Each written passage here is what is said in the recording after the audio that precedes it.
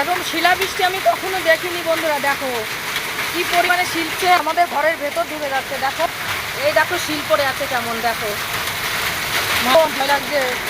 তো কি পরিমাণে শিলাবৃষ্টি হচ্ছে দেখো।